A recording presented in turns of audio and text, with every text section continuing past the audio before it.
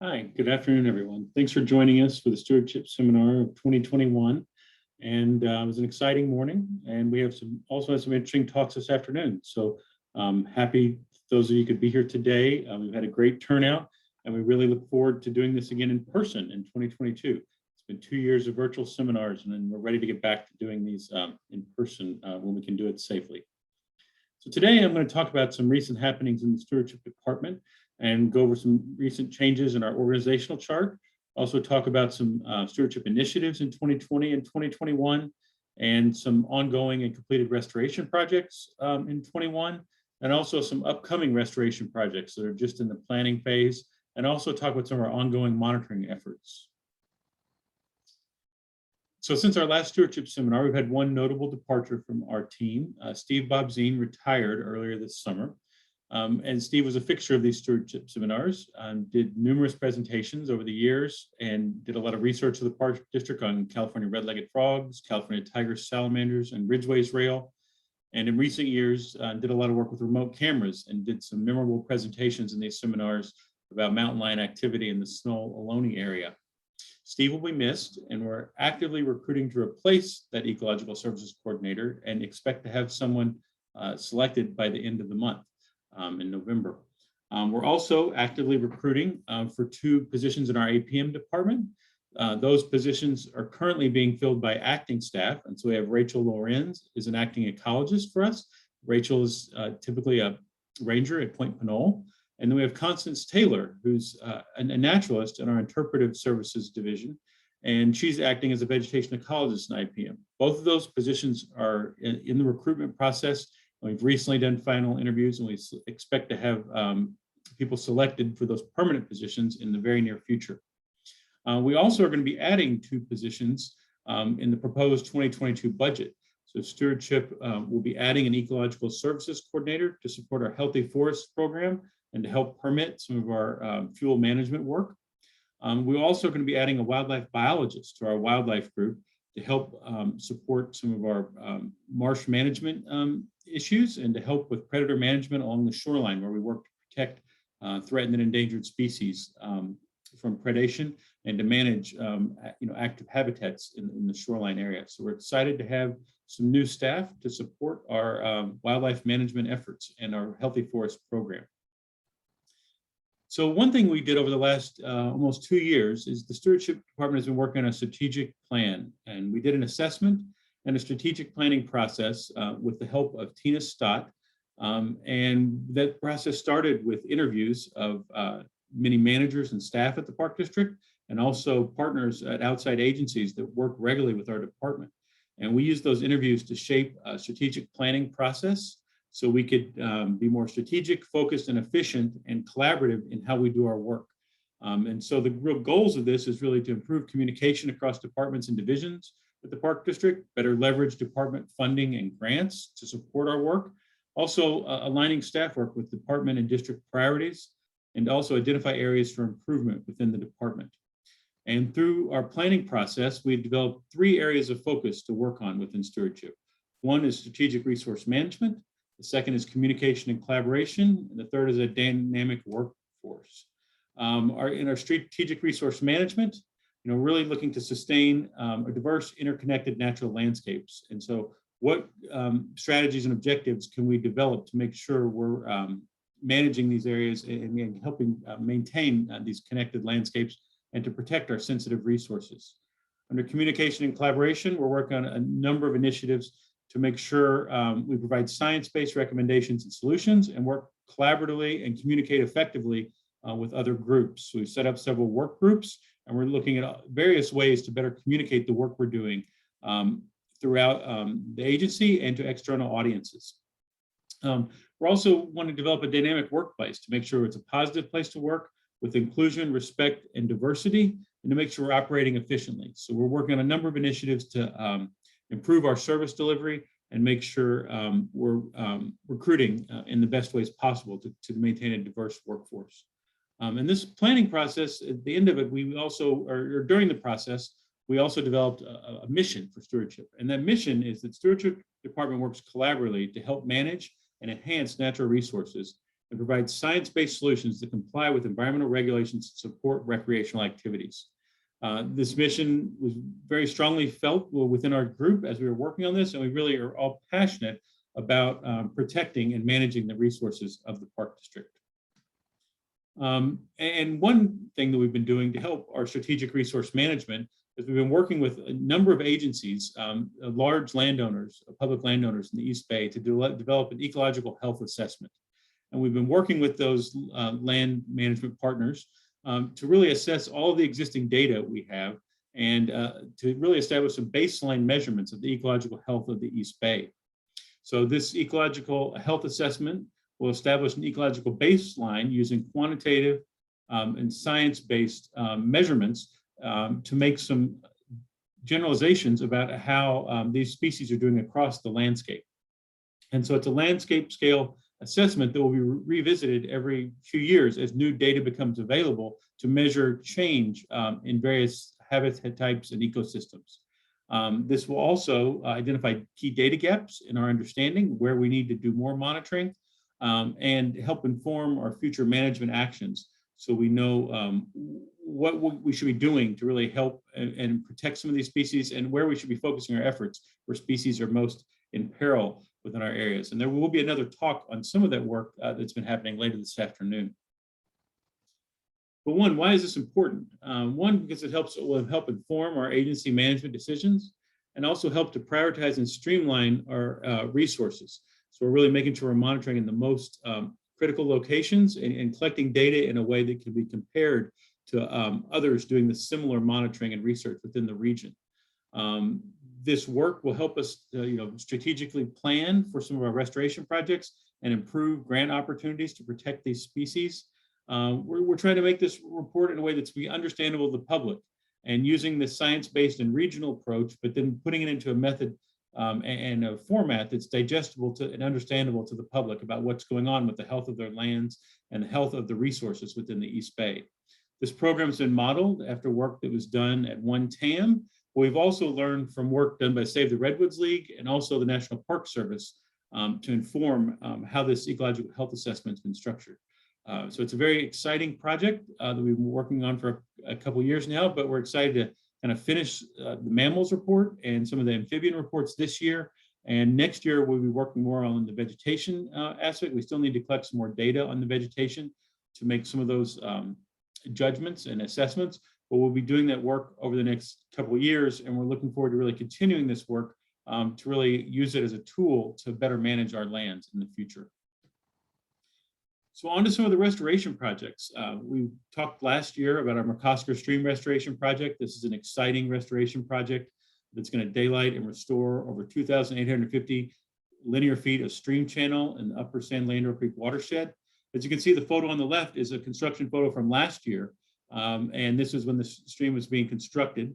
And on the right, you can see the same area. The photos are slightly off because it's a different perspective on each photo. So the one on the left, you're looking downstream, and on the one on the right, you're looking upstream.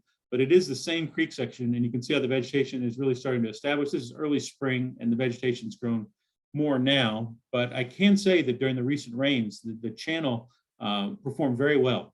And so we did have some very strong rainstorms, but the channel held up and seems to be well suited for stability. And we really look forward to this area, the construction being completed and the riparian vegetation really coming on full force as we establish about 4 acres of riparian habitat in this area. So the area should be open later next summer, and we'll be excited to really show people the restoration and really get to actively managing and monitoring this to establish the vegetation in the entire area.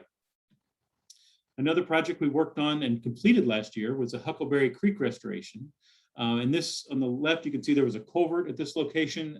This culvert created a fish passage barrier and also had a lot of maintenance issues because it would get clogged regularly. And sometimes the water would overflow that road and create some erosion as that culvert got plugged. So by replacing with a clear span ridge, we've opened up the upper watershed to areas for rainbow trout that migrate into the stream section from Upper San Leandro Reservoir, and really establish a whole new area of habitat in this upper tributary.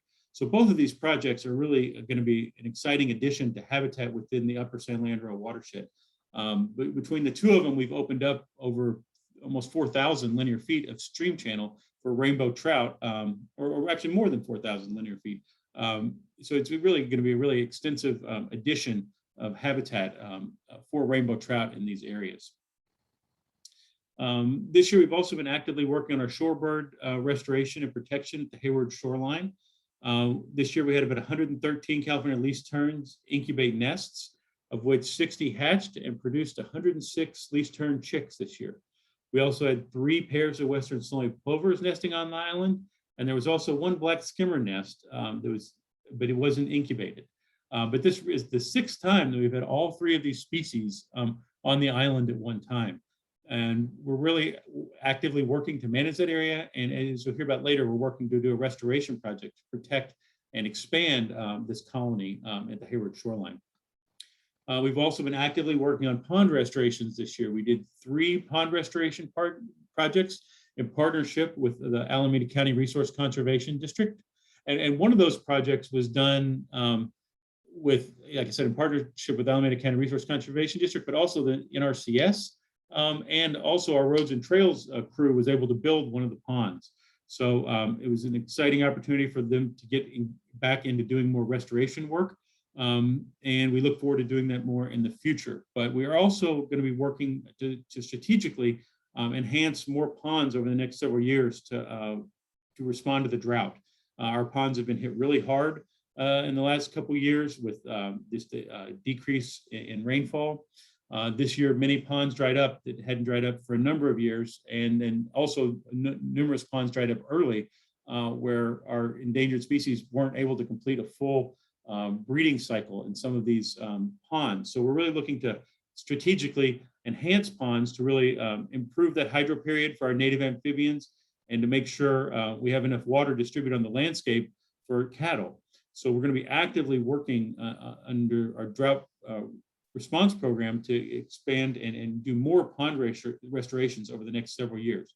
We've already got several projects in the planning process for next season. We've also been working this year on monarch butterfly habitat restoration. We've been doing several projects at Oyster Bay and Coyote Hills. And we've also got some projects planned at Point Pinole to enhance monarch habitat. As many of you know, monarchs are in extreme and severe decline. And many of the areas where we would see overwintering monarchs on park district lands have had very few clustering monarchs in the last few years, and only really a few flyers in those areas. And so we're looking to really enhance and improve habitat. So if they do return, there are a lot of nectar plants available for them, and that the eucalyptus groves are maintained in a way that will be beneficial to the monarchs in these areas where we typically see them clustering. So this has been a very exciting project, and really it's a collaboration for this monarch enhancement projects between our stewardship department, our operations division, our interpretive departments and division, and also design and construction.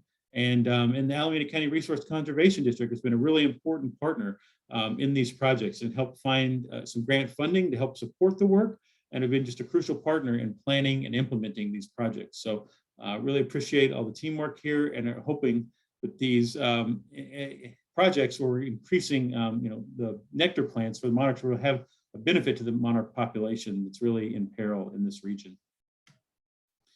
One of the projects that we're working on that's in the planning phase, this is being managed out of our restoration group in our design and construction department. This is the Hayward Marsh restoration. So we're working to restore and expand habitat in areas of the Hayward Marsh where we have a 145-acre wetland that has been used for a number of years as a treatment wetland for treated wastewater from the Union Sanitary District. And now we're looking to restore this entire area and reestablish connections to the Salt Marsh Harvest Preserve to the south and Cogzone Marsh to the north, while expanding and enhancing the California least tern island within the Hayward Marsh. So it's a very exciting process and planning process that's well underway. We had our first public meeting for the restoration design last week, and there will be more opportunities to review and comment as those plans move forward this winter and next spring. And we're looking to finalize those plans later next year and start moving forward to look for funding for full design and implementation of the restoration of the Hayward Marsh. And so here are some of the benefits, and here are some of the things that on this slide that really show the marsh itself, and some of the species that would be dependent on that. And we're really looking to, like I said, to show in the inset map here, really expand the habitat connections between these marshes. We're also working on a feasibility study on what to do with Jewel Lake. So this is another project that is managed out of our design and construction department. And we recently had a public meeting about 2 weeks ago.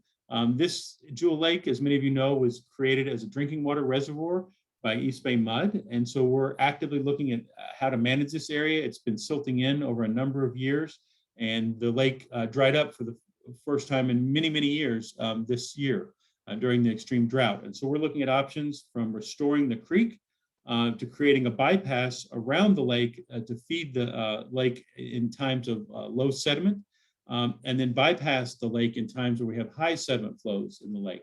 And then there's also another option that's being evaluated to look at maintaining the lake in its current condition and dredging it every 15 to 20 years. So all those options are being evaluated, and we're going to be talking with the public more this winter and fall, and getting the input of our board as we select a preferred restoration option for this site. So it's a very important project, and we look forward to gathering your input and interest in this project as it moves forward.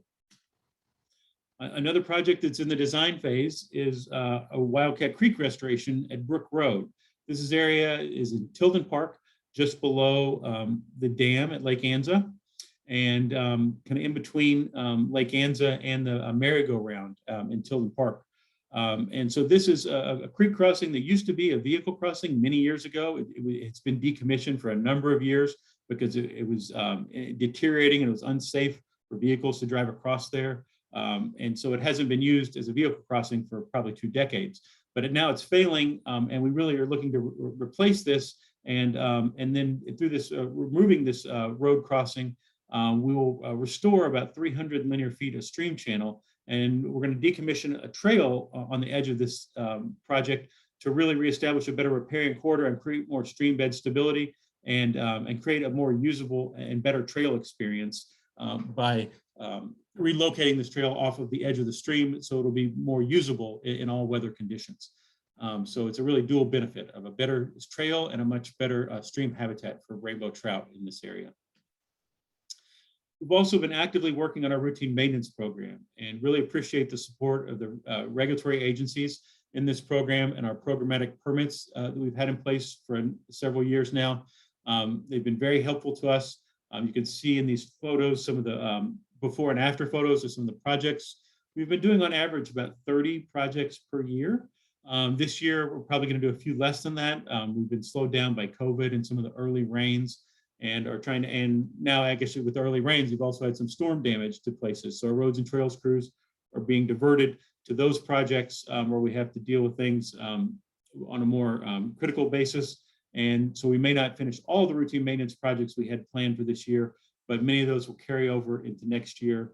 And we're also working to develop a mitigated negative declaration on this to support this program, so we can then acquire an incidental take permit.